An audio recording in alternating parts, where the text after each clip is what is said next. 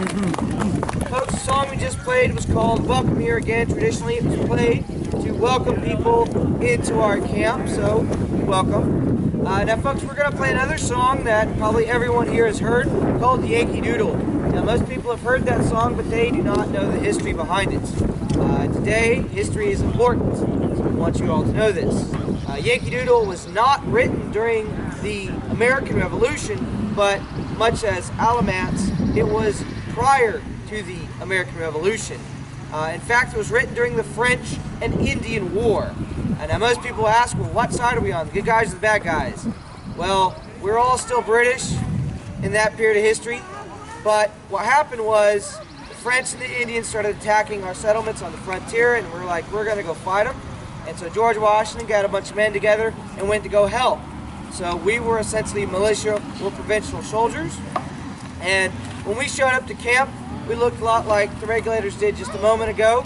They were all wearing different clothing. They weren't in uniform, and most of them were not in step. And the British Army, being prim and proper as they are, took one look at us and said, "Man, you Yanks look like a bunch of doodles."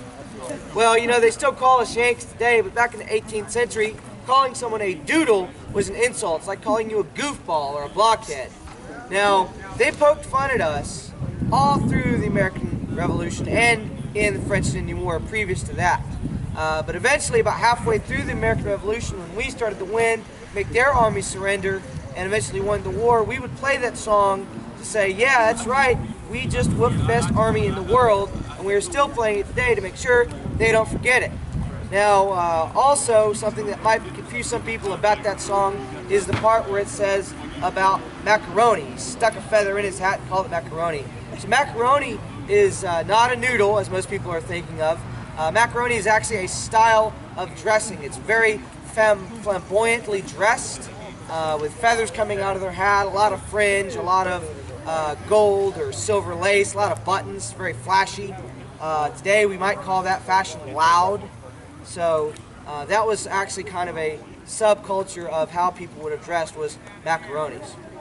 So now, folks, we're going to play for you the 18th century of Yankee Doodle, version of Yankee Doodle, just as it would have been played on the march or on the battlefield.